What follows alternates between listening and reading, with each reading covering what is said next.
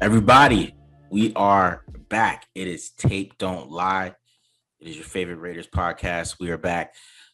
Make sure you hit the subscribe button. Thank you, all our listeners on YouTube. I know you guys have been patiently waiting. We just had to let the free agency simmer a little bit. Couldn't miss any news, and we got some news for sure. Definitely got some news. So, welcome back. Like I said, if you're new here, make sure you hit the subscribe button, hit the like button. Go through all the breakdowns we had. We hit tackles with the free agency. We hit defensive tackles. We hit safeties, all that good stuff. So go ahead and review all of those. Check us out because there's a lot of draft information too. If you're a draft person, go ahead and check those out too. Also, make sure you follow me and BD as well. BD at BD Williams 18, me at the Mark John NFL. Right. So make sure you follow us there too on Twitter. And like I said, make sure you hit the subscribe button, right? And the like button too. And leave a comment, give some feedback for sure. Right. And then, like I said, appreciate all the listeners. BD, we had a crazy week, man. It's been a crazy, wild week of quick free agency, as we would say, Yeah. man. We definitely gave it time to simmer for sure. The after the Raiders traded Khalil Mack before the season, nothing even, gets my heartbeat going anymore. I'm not phased by it. So it is what it is.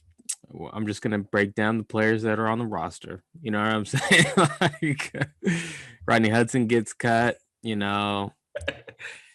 I understand why Traded. Raiders fans or traded Traded, yeah. traded. Sorry, I understand why Raiders fans are a little heartbroken about Rodney Hudson getting dealt like that. So yeah, I mean it's always going to be tough. We invest a lot of time as fans into following these players, and when they're not on the team anymore, it's kind of something that I think different people have different ways of coping. I'm seeing a lot of people on social media, Raiders Twitter was in shambles for a second there when the news about Rodney Hudson.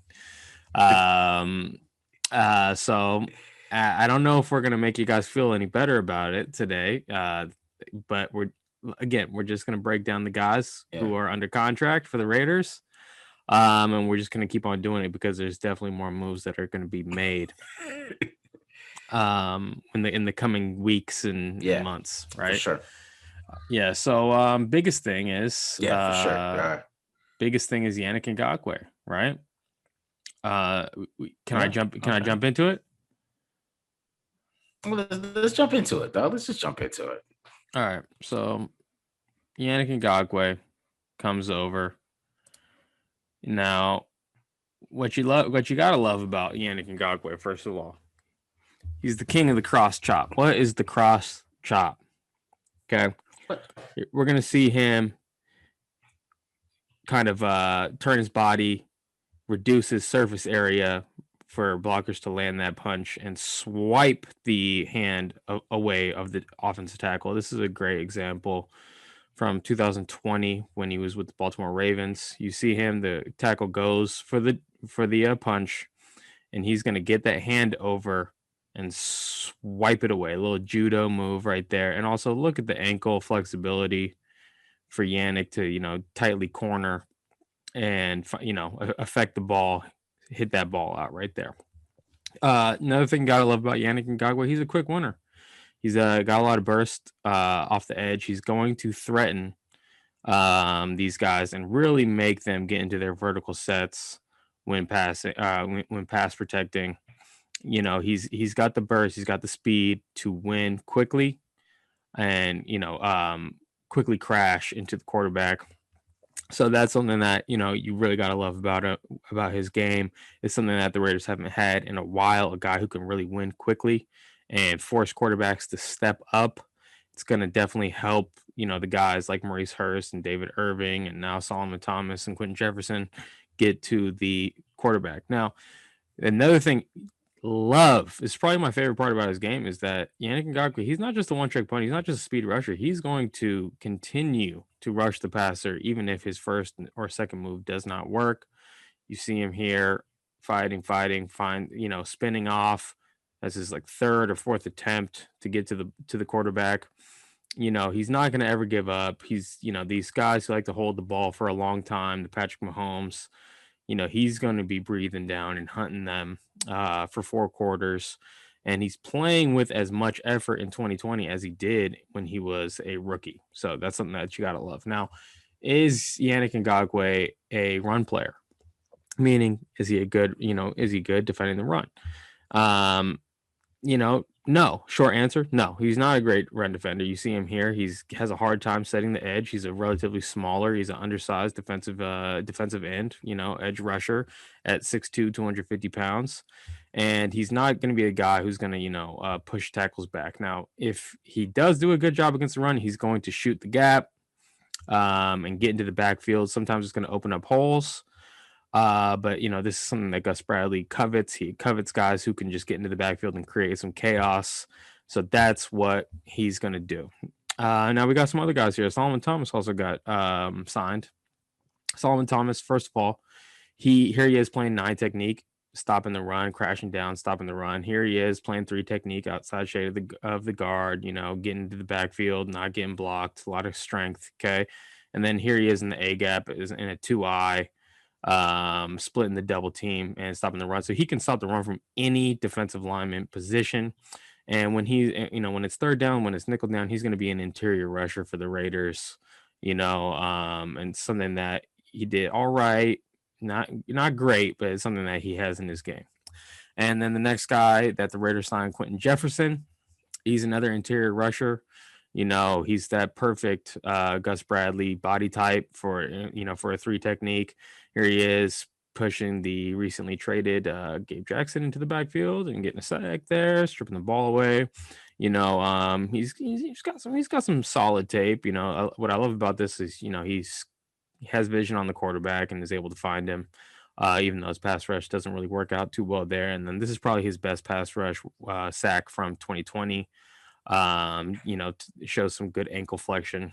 And he's also a decent run player. He can push guys around with lower center of gravity. I think he is a lot stronger than you think of 290-pound guys. You think that they're not very strong. But Quinton Jefferson, decently strong guy. Those last 2 guys, Solomon Thomas, Quinton Jefferson, there's, there's a good chance that they make the active roster, come game day, week 1. But there's also there's a chance that they're not even on the team.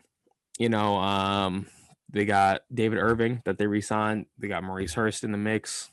You can't have 4 3 techniques. You know what I'm saying? Like, there's a backlog for snaps. Not all of those guys are going to get burned. It's just too many to be in a rotation. So the cream is going to rise to the top. The best guy is going to end up starting and contributing at that spot. So it just really kind of improves the talent level and the depth in that room. And they're going to find out who can do it the best, who can play the run from that position, who can rush the passer from that position. So that's they're bolstering the depth at that position. And what I love about it is you just go back a couple years ago and it was just PJ Hall and Maurice Hurst. Now you got Solomon Thomas, former first round pick. You got David Irving, who's had a lot of success in the NFL. You got now this guy Quinton Jefferson. Quinton Jefferson was actually drafted by the Seahawks when Gus Bradley was the defensive coordinator. So there's some history there. And again, like we said, all of these guys are under 300 pounds. I think it was the Gus Bradley reaction show that we did. We talked about how Gus Bradley likes his defensive tackles, especially the 3 techniques, to be under 300 pounds. He likes them to be gap shooting types. And now the Raiders have a whole bunch of those guys. And again, Solomon Thomas, Quinton Jefferson, they are going to be rotational players if they even do stick on the active roster. Now let's talk about Yannick Ngakoue. Okay, he is going to be an every down player for the Raiders, right? As long as he stays healthy. He has been healthy throughout his entire career, so there's no reason to think maybe that's not going to be the case. And really, what Yannick Ngakoue gives to the Raiders that they have not had is they got a guy who's a legit speed rusher now. Okay, and a guy who can win quickly. And what that's going to do is that's going to help the coverage out. It's going to help the rest of the defensive linemen when he's getting to the backfield and forcing that quarterback to step up or forcing that quarterback to scramble. It's going to help those other defensive linemen, like the Max Crosbys and the Cleveland Farrells, who are rushing, from other places to get to the quarterback when he's moved off his spot. So I do think that the Yannick Ngakoue addition is going to create a ripple effect across the entire defense, improve the pass rush, improve the pass coverage, make that quarterback get the ball out a little quicker. Something that he's really good at is finding the quarterback's throwing arm and disrupting it and getting a lot of strip sacks or just tipping the ball or causing incompletions because he's hitting the quarterback's arm. So he's a very impactful player, gonna be the most impactful player for the Raiders. Hopefully he doesn't get hurt or anything like that, and we can see him continue to have the same kind of success. He hit double-digit sacks one time in his career, but this last year I think that you saw the best technique from him. Some of those clips that I was showing you were from earlier on in his career. I purposely watched 2017, I think it was, or 2018. His rookie year. I purposely watched his rookie year just to see what the improvements were. Right. And you definitely see a lot, more efficient hand fighting, efficient cornering. The athleticism has stayed the same. The hustle has stayed the same, but some things that he's doing with his hands, he's just tightened up. So he's definitely seeing an improvement from a technical standpoint from the player. And then also something just to point out, even though he had his best technical year in 2020, he went to the Vikings. Vikings ran the same scheme that the Raiders ran under Paul Gunther. They like their big defensive ends. They like defensive ends who can stop the run. And he wasn't really a fit there. He's 6'2", 200. They have him listed at 246 pounds. This is a small defensive end. I mean, small for defensive ends, right? He's obviously 6'2", 250. He's a pretty big guy. But, by NFL standards, right. By NFL standards, that's, going up against 315 plus pound tackles and things like that. It's relatively small, and I don't think that it was ever really a scheme fit. It was kind of interesting, and he was almost used as a situational rusher for the Vikings because in that scheme you can't really have a 250-pound defensive end who can't or not can't, but has a hard time holding the edge in an even front. Okay, especially on base downs. Okay. Now, and then in the middle of the season, they trade him to Baltimore, and then he's playing in a 3-4, right? So it's probably a better scheme fit for him. Okay. But he's having to now switch schemes, switch terminologies, all this stuff. And so I do think, even though, he had 8 sacks, I do think it was that's his best year last year. All right.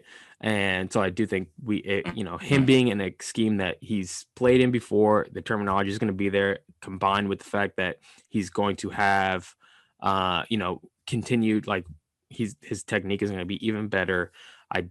I wouldn't be shocked if he hits double-digit sacks for the Raiders this year, especially going up against, Justin Herbert's. They're going to throw it a lot. Patrick Mahomes, they're going to throw it a lot, in the AFC West. There's going to be a lot of passing, high volume passing offenses that they're going to go up against. So he's going to have a lot of rushes, a lot of at bats. So I do think that he's going to go ahead, and I wouldn't be surprised if he hits double-digit sacks and has his best season of his career with the Raiders this year. But one thing I will say before I move on, I know I'm talking a lot. Sorry. You good? Because of his size and his stature, okay, and especially in Gus Bradley's defense, okay, he's going to play away from the tight end side, meaning, Cleveland Farrell or whoever starts opposite of him, especially in base downs, is going to go to the tight end side. And then he's going to go to the away side. He's going to go to the open side, is what they call it, away from the tight end. What I noticed, smart teams, especially teams inside of his division, like Tennessee and Indianapolis, what they would do is they would line up and let Yannick Ngakoue go to the away from the tight end side, and then they would motion the tight end over to his side and make him play base end, right? Which that he's not saying that he can't do it, but it's definitely not his best part of his game, trying to set the edge in that, so it's definitely something to keep an eye out for. I think that, Kansas City, they don't want to run the ball, so it's probably not going to be an issue. But we'll see if maybe that's something that Denver tries to, scheme them into some unfavorable matchups. Because that's going to happen in Gus Bradley's defense. He's going to go to the open side. And so we'll see if teams try to take advantage of him there. Yeah. I mean, the Raiders are playing a lot of good run football teams. I mean, they get the Cowboys next year. And I mean, the Redskins, they want to run the football. I mean, they really don't have a quarterback. So, they're going to try to run the football.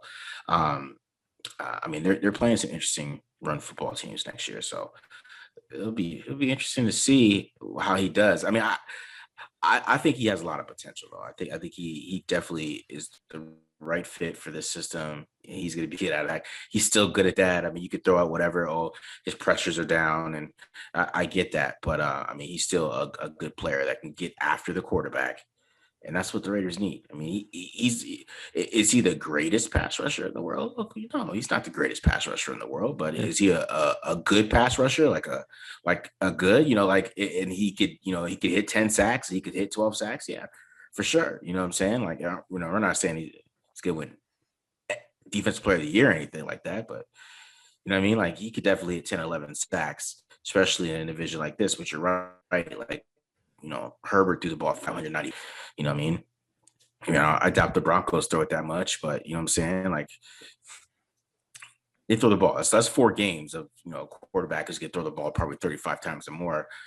I mean, he could be able to eat. I mean, especially with the tackles that the Chiefs going to have right now. I mean, the Chiefs ain't going to have no serious tackles at this point. And I mean, Chargers got Brian Bulaga, and I can't really think of who their left tackle is right now. But you know what I'm saying? I know they just signed some linemen, but and I think they got a center too. I think I can't think of those guys off the top of my head. But I mean, this isn't a Chargers channel. I mean, he's gonna have some chances to get after the passer, and you're right, dude. It's gonna be feasting time when he's to play some of those teams, and they're just kind of let it loose. And Gus Bradley, he played the Chiefs really, really well last year. So, and every time he's played them pretty well. He's kept Mahomes under the, even when they played in Mexico City. I mean, Patrick Mahomes didn't play well against them, and they weren't even that good of a team at that point. So, I mean, he's had some good performances against, Patrick Mahomes and the Chiefs, and adding Yannick, it's going to help big time. So, it's a little bit. I think this. Their plan to me was always like, this is we're simplifying this defense. We're going to make everything simple. We're going to add a couple pieces to help the young guys get better. You mentioned Solomon Thomas and Quinton Jefferson. I think Quinton Jefferson has a chance to play. I really think they might really give him a chance to be like a third down 3 tech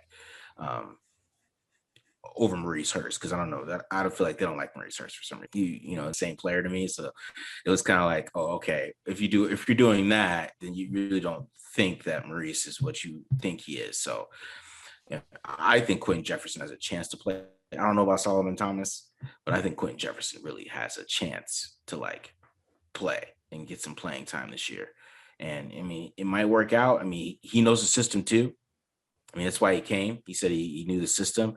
Right. And I think Gus Bradley's having a chance because he's a player's coach, bro. So players like him. Like, he is a player's coach. Everybody's talking about nobody's play for the Raiders, but players like him. Players are going to vouch for him all across the league. There's nobody's going to say Gus Bradley's a bad coach. I mean, maybe some guys in the Jags, maybe, but nobody really is going to say bad words about him. I mean, like, you hear Richard Sherman talk about him. He's like talks about him like he's the greatest coach in the world. So guys are going to come and play, I think, for Gus Bradley. And you kind of see like a guy named Yannick came that, he had a little bit of a price, but he likes Gus too. He came over. Jefferson, I mean, he probably could have went somewhere else. And he likes Gus. He comes over. So I don't know. I don't know what other things they're gonna do on defense, but I'm interested. I'm interested of like if they can get some of these bigger guys. Maybe landed Anthony Harris at this point. I don't know if they have the money for Anthony Harris, but he ain't getting no buzz. I don't know. Is he getting any buzz right now? I mean, we're talking about safeties getting no love. I don't know what's Told going you. on. I mean, Told you. Rayshawn Jenkins got paid though. Anthony Harris didn't get paid. Rayshawn, damn. It's probably why Anthony Harris is not getting paid because Rayshawn Jenkins got 10 mil. He's like You're right. Anthony Harris is like, okay, then my contract just went up to 20 million, baby. All right. So just real quick. I should mention Yannick Ngakoue, Gus Bradley drafted him when he was the head coach in Jacksonville, right? Quinton Jefferson was drafted by Seattle when Gus Bradley was the defensive coordinator. And then even Solomon Thomas played under Robert Saleh. Saleh, it comes from Seattle. They run the same scheme. So all of these guys that they took in the defensive line have familiarity with Gus Bradley's scheme. And I think that that's definitely obviously something that they were going after and targeting, guys with familiarity. Yeah. And I think that you see the strategy in free agency so far has been to add veterans on the defensive line. Okay. Like they don't need to add linebackers. They just re-sign Nicholas Morrow, and there's already going to be a backlog. Like Nick Witkowski, Corey Littleton, Nicholas Morrow. Like there's only going to be 2 linebackers at a time on the field for like 85% of the snaps. They already have 3 guys. Tanner Muse they drafted. Like no one else really. There's no room for anyone else, right? But I do think that if there's any scheme where young players can play well in the secondary, it's Gus Bradley's scheme. So I think that what we're seeing right now is we're going to see veterans get added to the defensive line and then maybe rookies getting added to the secondary. But we'll see. There's still obviously a lot of moves that can be left to be made here. But yeah, and then the other thing I'll note, Yannick Ngakoue, obviously, like that's standalone. Raiders didn't have anyone like that under contract, like a guy of that size, stature, speed rusher type of player. They didn't have anyone like that. But you look at Solomon Thomas. Solomon Thomas is like that's almost like a Cleveland Farrell clone. A base end who slides inside on pass rush downs to rush from the 3 technique. You have Quinton Jefferson, 6'4", 290. You got David Irving, who's like 6'6", 290. You got Maurice Harris, who's like 6'2", 290. You got a bunch of the same type of players, right? So what they're going to do is they're going to put these guys, they're going to battle it out in camp, and the best, rotation is going to, emerge. And like, that's what they're going for. They're going for pushing some of the guys who are currently under contract. And I'll also add, I was surprised that they re-signed Hankins. I'm glad they did because I really like Jonathan Hankins against the run. But so I am pleasantly surprised they got some beef, in the middle, when they do need to stop the run. So I think that is a good thing. That gives them some flexibility because they're, like you're saying, they're playing some teams that are going to try to stop the run, and that's not going to be Yannick Ngakoue's forte, those games. But at least you got guys now like Cleveland Farrell and Jonathan Hankins who can be up there in the interior, and you control the line of scrimmage. So now we're seeing the Raiders have some flexibility, at least on the defensive line. Still some questions. Who's going to play slot corner? Who's going to play free safety? There's still question marks in the back end, but I think that at least on the defensive side of the ball, I'm liking the moves that have been made. Yeah. So the defense is settling in. It looks like we're getting defense line kind of filled in, right? We got defensive line. Offensively, though, I mean, everything's kind of going. It's basically been destroyed. We got trades. We got Rodney Hudson get traded to the Cardinals. They got a 3rd round pick back for that. Right. We got Gabe Jackson traded to the Seahawks. football now. Everybody believes that because I've seen clips of Gabe Jack. He's with the Seahawks, best guard in football. But they got a fifth for him. They got a fifth for Gabe Jackson. So it's going to be a different offense. I think it's going to be a little bit of and then they re-signed Denzel Good. So like, it kind of threw me for a kind of like, I thought they're going to go with like, okay, we're going outside zone direction, right? But then they're like, no, we're going to sign Denzel Good. So I'm like, okay. Because even Brandon Thornton was like, he's a gap guy. I'm like, okay, so what are we doing? What's the direction? Like, are you guys trying to run the ball? Are you guys trying to pass? Like, I don't know. I don't know what their serious plan is on offense right now. From going off the pass, they want to run the football, right? And that's kind of why they dismantled the whole line. Because Rodney Hudson and Gabe Jackson, they're better at pass protection. They've been better at pass protection their whole career. And I think they were brought in by Reggie McKenzie to be gap guys who pass protected in a pass volume offense. That's what they're brought in for. That's what they're made for. They're pass volume linemen. You keep it real. That's what they are. And, once the Raiders are trying to get away from that, they're trying to run the football. 44% of the time is what they do. They run the football. And it's going to be interesting what they do because Josh Jacobs is everything for them. And they are like, we're going with Josh Jacobs. This is our man. I don't know how. There's a lot of reasons why they can't run the football besides the line, that it's going to be interesting if they're going to be able to just fix it. And that's kind of their plan, I think. I think their plan is kind of we're going to run the football. And these guys can't run block as good as we think they can. So we're going to pay them cheaper. And then paying them cheaper will make them want to leave. And then we'll be able to trade them or get whatever we want from them, and we can replace them with guys that we think that could run the football and are not like pass protecting linemen. And we'll see, man. We'll see how this goes. But one guy they did add that is new, because we could go about Denzel Good. We can cover Denzel Good and what he looks like. But we did that all season. We went over Denzel Good. His game against the Browns was excellent. He had an excellent game against the Browns, and then he'd have a game against the Jets and pass protection where he's getting worked. So it's basically just kind of up and down with him. Some games he's going to look really, really good. Some games against like a really, really good defensive tackle like Quinton Williams, he's gonna struggle, bro. Because he's not that good of a guard. But like against like a normal defensive tackle, he's a good guard. He can move you in the gap game, and he pass protects pretty well, pretty decent. But if he's going against Chris Jones, I don't know. You know what I mean? Like I'm not very excited about that going against elite guys. And sometimes like I think they need to think about things like that. I haven't gotten to the tape yet. I'm kind of talking, but when they like, we have to face certain guys in the division, like Chris Jones. You play him 2 times a year, right? Like, can Denzel Good block Chris Jones? Right? I know Richie Incognito can. I'm not gonna talk about Richie Incognito that much because I think Incognito's Incognito. Every time he plays, he's really good. So I don't think there's been a year where he's like, he hasn't been good. It doesn't matter how old he is. It's kind of like Whitworth. You know what I mean? Like Richie Incognito, if he plays, he's going to play well, right? Really not nothing else to say about that. I could put the tape, show him killing it, but he's a really good lineman. He's just crazy. So he has a bad reputation, but he's always been a good lineman in the NFL. Good is if he starts, right, that's what my issue with him is. Like, if you're guarding, if Chris Jones lined up on him, like, I'm worried.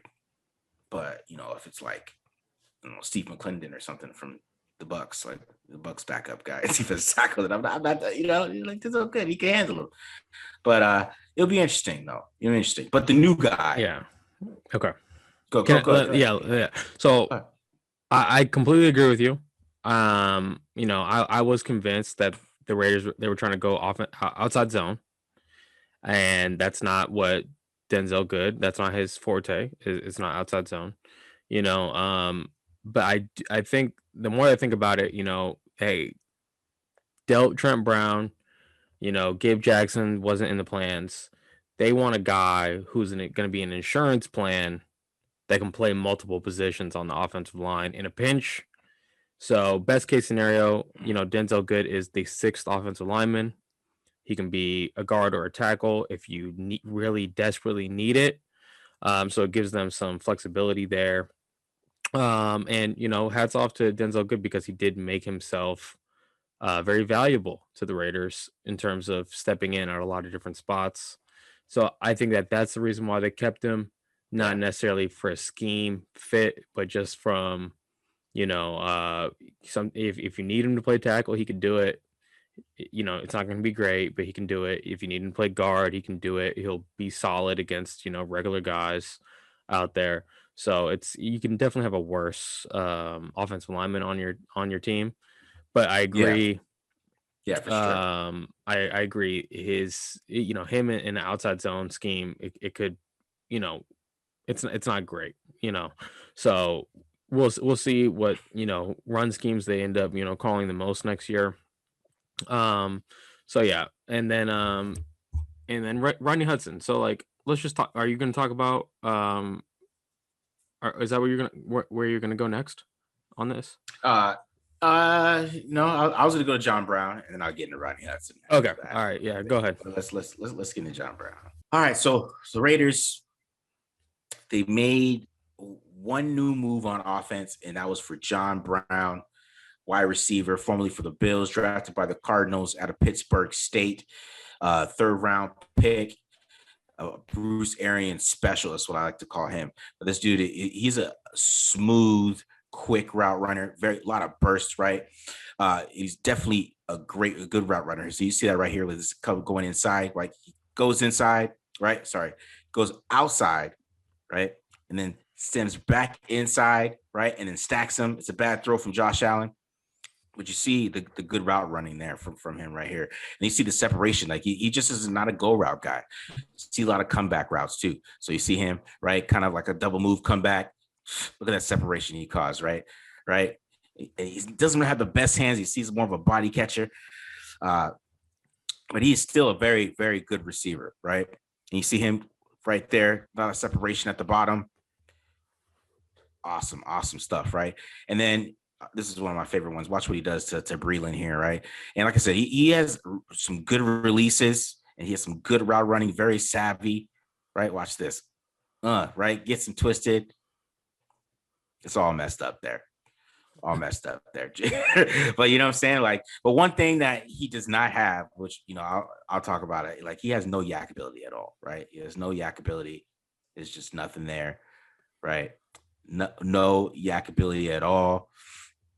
You'll see here he's going to get tackled super quick against Jamal Adams, right?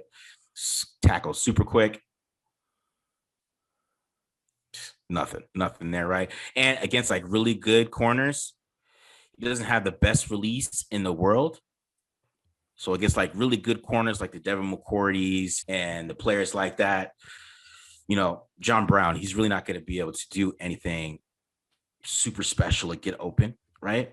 So I don't know if when I was watching the tape, I went over that really quick with some of those routes and stuff like that, but you kind of see how he's able to get open. He's still a savvy route runner. You tell he's a veteran, right? He definitely understands releases, how to set guys up and things like that. And he doesn't have the best hands in the world, which I always talk about. I mean, like I said, he's a body catcher. There's times where he has some drops. Like, I don't know where exactly he's going to fit on this team after I watched him. Like, I thought he was going to be like somebody that could replace Nelson Aguilar, right? But I don't really know if he can really beat out Bryan Edwards, in my opinion, after getting a taste of that. Because, like I said, he has no yak ability, right? And this offense is built on guys who can have yak, who can make yards after the catch, even though they did have the deep ball last year. Like, I don't know, this. I mean, it's not Josh Allen we got here where he's just going to constantly throw the ball, 50 yards in the air when he's not, throwing down to John Brown or anything like that. You know what I'm saying? Like, he has no yak ability to add to this offense, really, right? And Nelson Aguilar had that a lot. He had a lot of late yak ability he could add to. If he caught the ball, he'd get some yards to the catch. You're not seeing that from John Brown. I really feel like, especially at his age, he's not as fast as he used to be either. Definitely was expecting a more faster player. on tape. He wasn't beating guys like he was when he was with the Cardinals back with Carson Palmer and in those days, man, we used to be burn people from the slot. And like I said, he's a Bruce draft pick. You know, Scotty Miller plays that role for the Bucs offense now that John Brown used to play, and he just doesn't he doesn't have that burst anymore. He doesn't have that speed that he used to have. So it's gonna be interesting. Like I went into it like really excited, and I kind of came out of it not as excited. And because I went kind of quick to those clips, but it just wasn't a lot there from this year. I mean, I don't know if he was hurt. He was hurt. Maybe he was hurt. Maybe he had some injuries that he's dealing with. I know he did miss some time, but the speed wasn't there. That's what was really missing from him. But you see that he still has some route running ability, still able to get open on comebacks, get some good releases, things like that. But it wasn't the most exciting tape for me to watch. I'm gonna be honest with you guys. It was okay. It was okay. I just don't know if he's gonna beat out Bryan Edwards or how he's gonna get targets in this offense, especially if they're gonna start running the ball a lot. So yeah, it's saying he had a knee injury in the first half of the season, and then he injured his ankle in November. So it sounded like he played most of the year hurt, but most of these guys in the NFL play hurt. So you can't really say that that's like too much of a factor. Yeah, and that's what I'm saying. Like, even they added the targets, but that team throws a lot. So he should be getting some targets and getting the deep targets he was getting, but he just wasn't able to separate deep like he used to, right? I mean, it just wasn't there. And as underneath receiver, he's okay, right? He's okay underneath receiver. Like he said, he can get open on some comebacks, but like against really good corners, I mean, he's not going to be able to get open. I mean, it's just not. He's not going to be able to create that separation. I mean, and even if Aguilar really didn't do that too much either. I mean, he did every once in a while. You'd see him get some good corners, but against the best of the best, he wasn't getting open against those guys. And I mean, that's kind of what the Raiders need a little bit too, is some guy that can win against really, really good corners. And I don't think that's going to be John Brown. So I don't know. I don't know if, we're talking about guys making the team. I don't know if he's really going to fully make this team, depending on what they do, if they add anything in the draft or, because they re-signed Zay Jones. So since they re-signed Zay Jones, I mean, it is like, how does Zay fit in? I mean, they always find a way to put Zay on the team. So like, how does he fit in? I don't know, man. It was interesting. It was interesting. One thing. But yeah, I was disappointed. Yeah. I was. Okay. Fair. And that's why we said the tape don't lie here.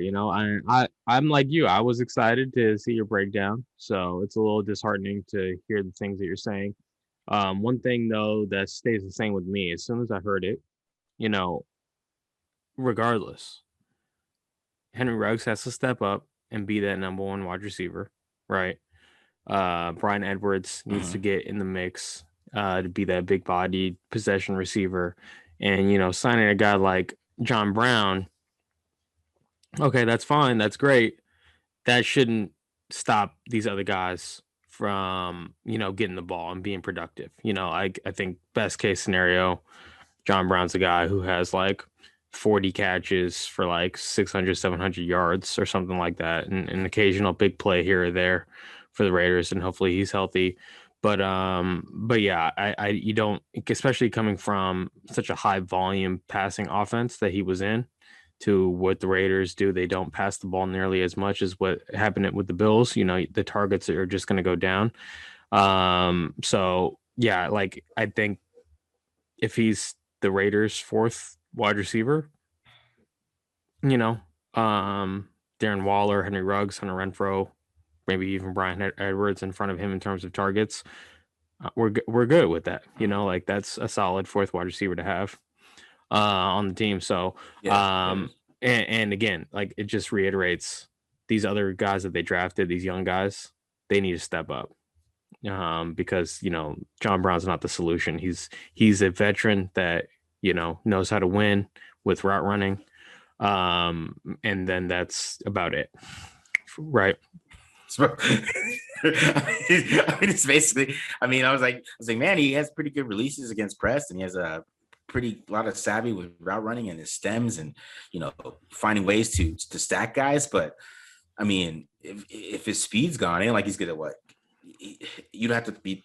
A lot of it was like he's stacking guys, and you have to like hit him with some dimes and stuff like that, and he's not gonna jump over somebody and catch it. And he doesn't like using his hands, right? That always, every time I watch a wide receiver who doesn't like using his hands, that always scares me a little bit. So I don't know. I don't know how that's gonna work.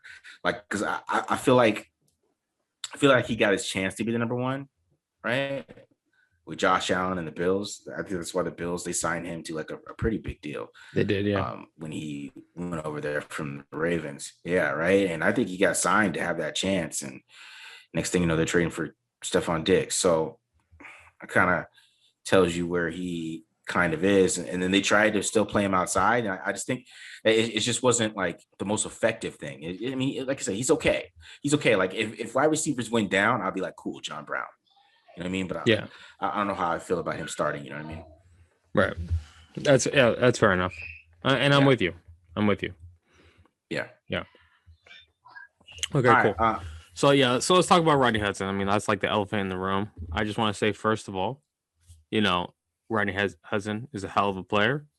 And, Raiders fans have been spoiled a little bit by a fantastic center play for years with Rodney Hudson. So let's just get that out of the way, because I don't want people to think that we're bashing Rodney Hudson with the things that we might say next. Okay. Because we have been on record on the Tape Don't Lie podcast, going back, to the early episodes, talking about how Rodney Hudson wasn't a very effective run blocker anymore at this stage in his career. And, like we have been saying over like the last few shows, Raiders want to run the ball. So getting something for Rodney Hudson, even though, yes, he's a fantastic pass protector, even though this last year wasn't his best year, pass protecting, but getting something for him. So maybe, they could improve in the interior, some opening up some holes at the center position, because it's just something that, Rodney Hudson hasn't been able to do with the same kind of effectiveness as maybe like back in 2016, 2017. But one thing I will say,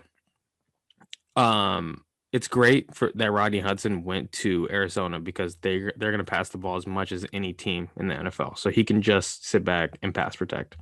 And that's what he does best at this point. But, losing someone who is going to have the ability to diagnose fronts and pressures and get the offensive line into the right pass protections, and call those things out, that cannot be replaced. You can get a better run blocker at center, yes, but you're not going to be able to get anyone, because there's probably not anyone in the NFL that is as good at the mental aspect of playing center and the communication as Rodney Hudson. So that's going to be a huge loss for the Raiders. You're not going to be able to replace that. It's going to be all on Derek Carr now to step up that part of his game, which I think that he has been solid at, but now it's all on him. And, some of it was definitely he was being held by Rodney Hudson. So that's going to be all on Derek Carr, getting the offensive line into the right protections, IDing the blitzes, IDing the fronts.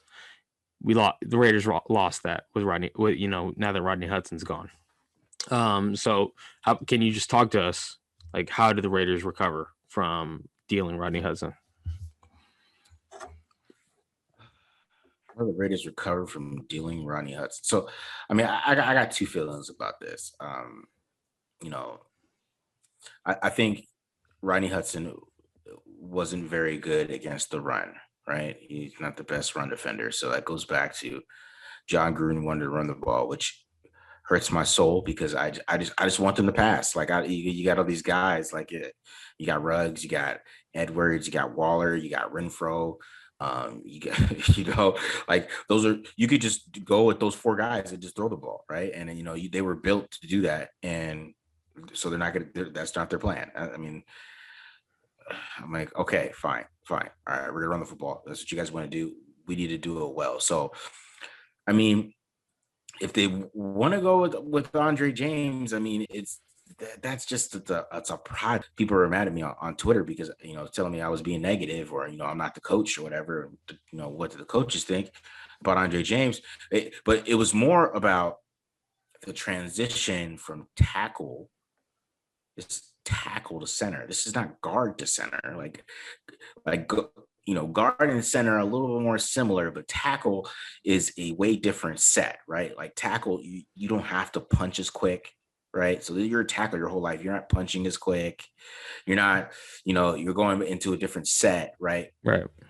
And when you move to center, it's not only the punch too, is that you're snapping the football at the same time while trying to get your hands up. Right. Like that is not easy. That's not an easy thing. That's why centers are who they are. I mean, there's certain guys that play center because you got to be able to playing shotgun. You got to be able to get a good snap, right? Like you got to do the whole full snap formation and get your hands up to block Linval Joseph. Like that is not easy. And you're asking a guy who when he was coming out, there's talks about his play strength. Because I went and looked up Andre James. I just didn't like pull up his tape and look for something bad. Like I did some studying. Like I went looked up when he was drafted, why he was drafted as a tackle. And I did some tape watching on him too. But he, when he was coming out, the people were saying that he didn't have the play strength, and he wasn't long enough and all that stuff. And you move him inside to battle 330-pound guys. Like, I don't know how that's going to work. Like, you don't have to play strength to battle a 250-pound guy. How are you going to block the 300-pound guy? You don't get a 310-pound guy inside. So it's just asking a lot from him. That's more my thing. It's just you're asking a lot. And he had that's why I had troubles with the snaps in that game against the Lions. It's because the thought process of getting a perfect snap and then getting your hands up to block, it's a lot to think about. You know what I'm saying? And we don't know, like, when the bullets are firing, and like, in practice, maybe he does look good in practice, right? But when the bullets are firing, and it's these different defensive tackles coming down at you full speed, and it's a game, like it's gonna be a lot going through his head, and that's why I don't think going with Andre James, and I think that's why they either need to bring somebody in or they need to draft a center. That's just basically. It shouldn't draft a center and he could play day one. It's possible. It's possible that Andre James has improved a lot from that game, right? And he did an admirable job stepping in for Rodney Hudson, right? Never playing center before in a game in his life, and being a rookie and all that stuff, stepping in for Rodney Hudson of all people to step in for. So he did an admirable job, and I understand why maybe Raiders fans are a little excited. I don't know why, because, like you're going from Rodney Hudson to Andre James, but I understand why some people might be excited because he had he showed a lot of guts stepping in there in 2019 in that one game that he played. But yeah, it should not stop you at all. Like, if Creed Humphrey is there, just take him, like at this point, because like it's better to have like a real center, right, than a guy who's maybe a center. Like, there's a lot of projection. There's a lot of things that you're like gambling on, and it would be better to hedge your bet a little bit, in my opinion, and get like a actual bona fide blue chipper. And the one thing I will say, look at these centers that have come out in the last few years. You might know them, their names better than me. Eric McCoy was one guy, right, who came out. There was another guy from LSU, I feel like, who came out, but they've come in and played like really well in their rookie years, right? So you could get a center, maybe even round 2, you could get a center, and be an instant starter, and be a little younger, be able to, move a little bit, better maybe than Andre James can, and things like that. So, I would Yeah. say, yeah, Raider Nation, it's a possibility that Andre James is the starting center, but it's more likely they're going to add someone there to do that job rather than, relying on what is he, like, undrafted free agent that only played center one time in his Yeah. life, in an actual game. Like, come on. Like, we're more, it's more likely to go very south on you than, actually turn out to being like a good fit. So that's all I'll say about Andre James. Yeah. Yeah. And yeah, that's what I'm saying. And if you're groomed for, like, if he could play center, he could play guard. And they didn't even try to play him at guard last year at all. They just kind of just kept him on the team. So I mean, Right. that's what they're doing. They're trying to develop him so he could play center, and they think he's ready. I mean,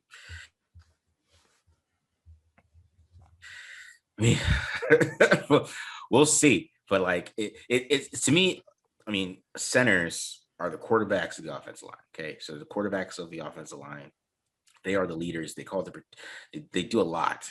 And that's what I'm saying. The move from tackle, and I think Tom Cable, he thinks because he moved Justin Britt from tackle to center and it worked, that he could just see, I'll just move him to center. Like, I mean, Justin Britt was still a second round pick too, though. I mean, Justin Britt was like, he had talent, you know what I mean? So, and he wasn't like the one of the greatest centers in the world. I think he did make a Pro Bowl, but like that move worked for him, right? But I don't know if that's gonna work for Andre James. It's just a tough ask to me. They should just draft somebody. I mean, if I hope they don't.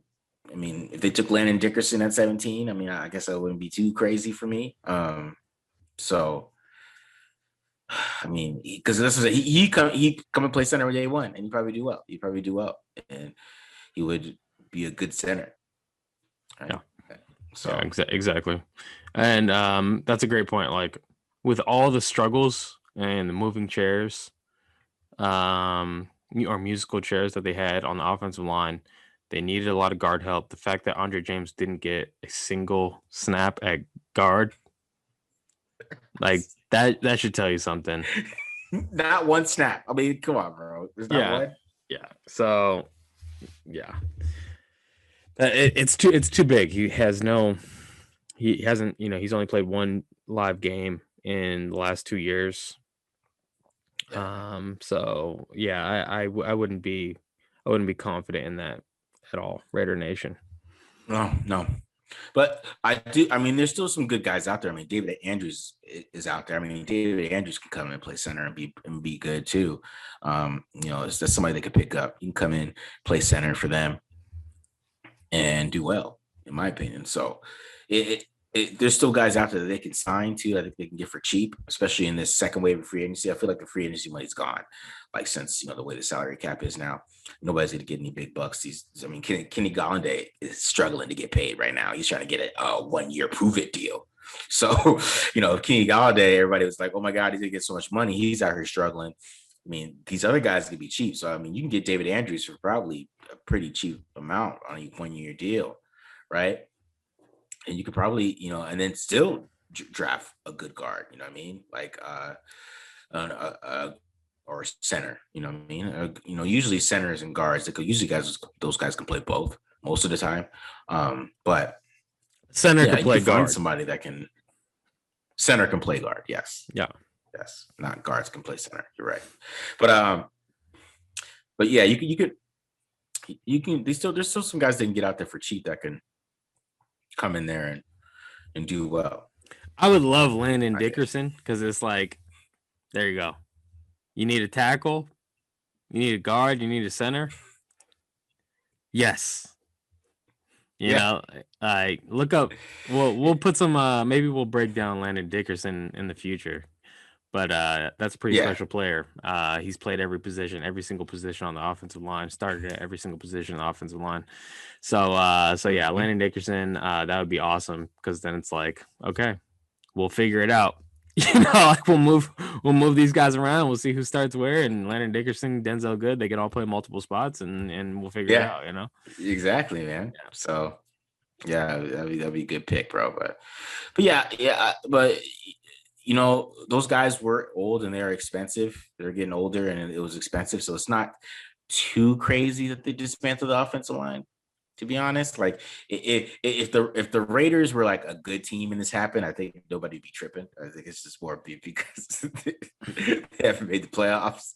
Everybody's tripping, like, why would you do that? Like, but like if they were like a good team and this happened, I don't think it would be like, oh man, we love Rodney, but like, yeah, we need to get younger.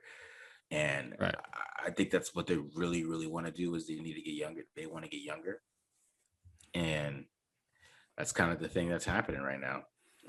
Raiders were the 24th ranked offensive line. Okay. Like, come on. What are we even talking about right here? It's not like they were the top 10 offensive line. I know everyone thinks, oh, we got the best offensive line in the NFL. Look, if you've watched this show at all, you know that's not true. Improvements can be made. Yeah. So yeah, that it's fine. I understand why you're upset, Raider Nation, about Rodney Hudson, but at least the Raiders got something back in return, and we'll see what they do about it in the next wave of free agency or the draft in terms of replacing the center position. Yeah. But I'd be pretty shocked if it was Andre James. I don't think that's the solution, guys. So that would just make me nervous, man. I think that'll make Derek Carr nervous. I mean, that was the first time I ever seen him yell at a lineman on tape was when he watched a snap. So that was interesting. Right. There you go. There you go. Well, all right, guys. We want to get this episode into you guys because there's a lot of things going on today in free agency. Yeah. Hope you enjoyed it. Make sure you follow us on Twitter. Follow Marcus at the Mark John NFL. Follow myself at BD Williams 18. We are the Tape Don't Lie Raiders Film channel. As always, guys, stay cool. See ya.